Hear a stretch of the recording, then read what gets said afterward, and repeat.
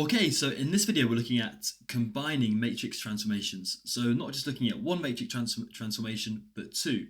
And we're really asking the question, if you perform two matrix transformations, can you get there in one step? And you're going to see at the end of this video. So first, let's begin by considering our coordinate axis again, and we're going to say that A is going to be the unit square. And we're pretty familiar now with the unit square. It's really useful in matrix transformations. It's just our square, isn't it, that goes one across and one up, like so. So one across, one up, and down again.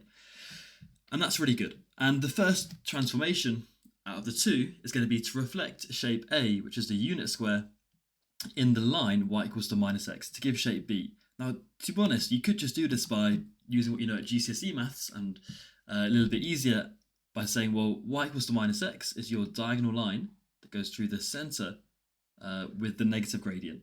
Okay, now if you reflect shape A along the line y is equal to negative x, you just reflect it diagonally. So the point 0, 0, because it's on the mirror line, would just stay the same. The point 1, 0 would reflect diagonally down to 0, minus 1 over here. The point 0, 1 would reflect diagonally to minus 1, 0, and the point 1, 1 would go down to minus 1, minus 1. And you would get the unit square reflected along that line over there, like this. And that's fine, you could do it like that.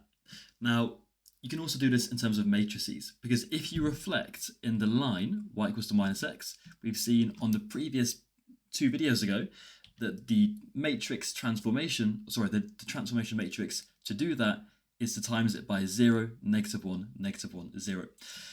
So if I multiply each of the coordinates of the red unit square, so 0, 0, 1, 0, 1, 1, 0, 1, by this transformation matrix, you will get those 4 points. So you work through all of the points, and we've seen this on the previous video, a couple of videos ago. Okay, and we can times through here, and you would see that you get all of the points that we've just plotted. Okay, so I've just taken all of these here are the coordinates of my red unit square.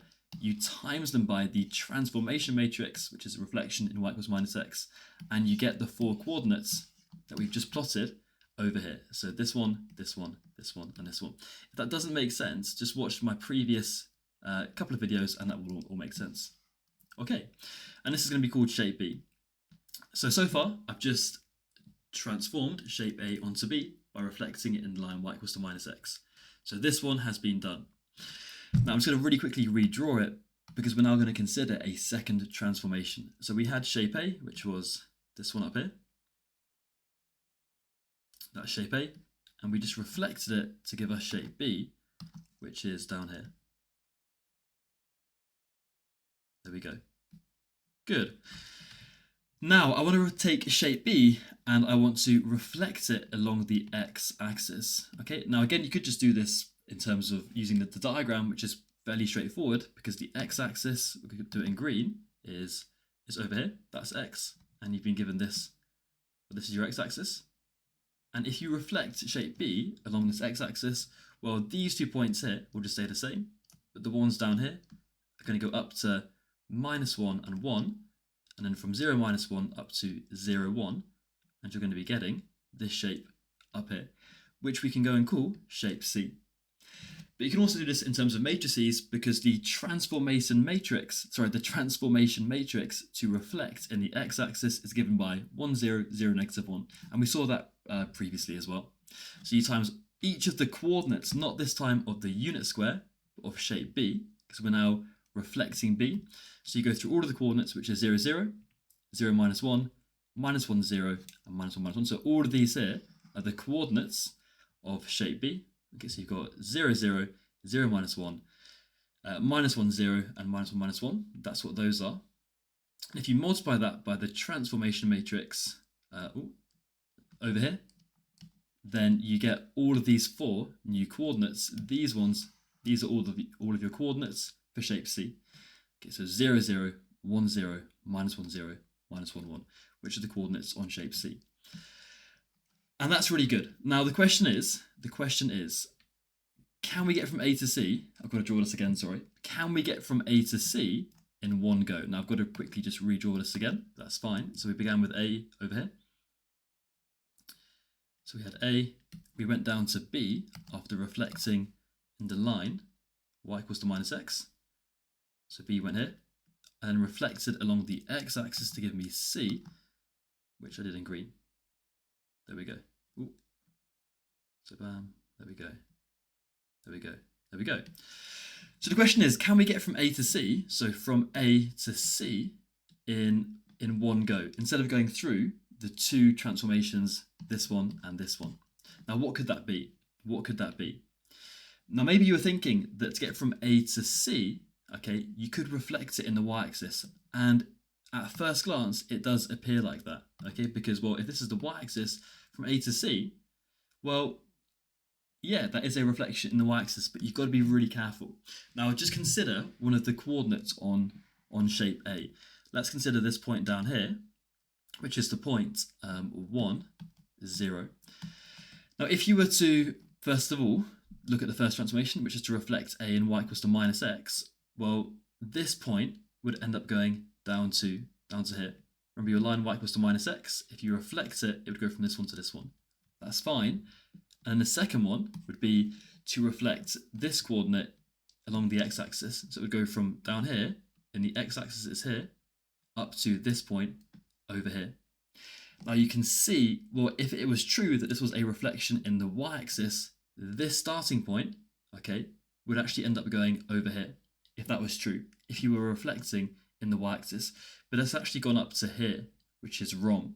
So it's not a reflection in the y-axis, even though it does look like that's going to be the case. So let's get rid of these ones here. These ones here.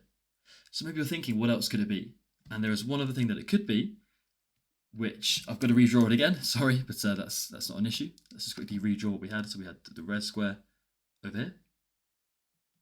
We had the blue square down here, which was shape B, and the green square over here. Okay. Now, actually, maybe you've got it. It is a rotation 90 degrees anti-clockwise about the origin. And again, we can check that this is going to make sense. Okay, so we said previously, if I take one of the coordinates on the red square, so let's just go for 1, 0 over here. If I reflect it in the line y equals to minus x, we just saw that it went down to 0, minus 1. So 0 and then negative 1. And then if you reflect it in the x-axis, well, this would go up to the point up here. Okay, which is the point 0, 1. And it is true that if you take this point here, 1, 0, and you rotate it 90 degrees anti-clockwise, it would indeed end up at the point 0, 1. So actually, this is the one that you want. So, doing A and then B is the same thing as just doing the single transformation, rotating it 90 degrees anti-clockwise about the origin. Okay?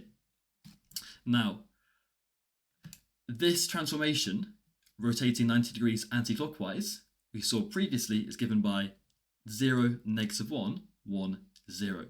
Now, it makes sense that we can probably get here by using the transformation matrices in A and B. And let's give that a bit more analysis. So, all of this we've just seen so far, we've just come to the conclusion that to get from A to C, is a rotation 90 degrees anti-clockwise about the origin. It's the same as doing those two things over there in one. Now, to reflect in the line y equals to minus x, this is the transformation matrix. And to reflect in the x-axis, this is the transformation matrix. Now, we're trying to end up with this over here, because this is a rotation 90 degrees anti-clockwise. Now, if I multiply these two together, and I'm going to assume that you can multiply matrices together from the previous videos, if you times those two together, you actually get this 0, 1, negative 1, 0, which is similar to this because you've got the right numbers, but you've got the wrong signs. That should be minus 1, and that should be positive 1, and it's wrong. So maybe now you're thinking, well, what could I do from here? You actually need to switch A and B around. You switch them over. So this is really important. If you wish to find the overall matrix for two transformations, you multiply the matrices in the reverse order of the transformations. Okay, so this down here is now reflecting in the x-axis. I put it first. And then the second matrix over here, this one, this is reflecting in the line y equals minus x. But I've switched them over. Okay, previously they were the other way around. And again, we're trying to end up with this down here. Now, if we times our matrices together, this time, so we do the rows with the columns, okay, and I'm assuming that you can do this, you do get 0, -1, 1, 0. So, in conclusion, if we apply a matrix A followed by a matrix B, the combined transformation is B times A. You switch the order over. You switch them around. Okay? So again, if we just look at this again, this first transformation, okay, is I've put it second, and the second transformation you put it first, and you multiply them, and that gives you the overall transformation that you want. Okay, and that's it. So basically, you just take the transformations for each of them, you switch them over, and you multiply. Okay, as this concludes over here. And we'll look at some examples of using this in practice, but this is really an intro to combining matrix transformations.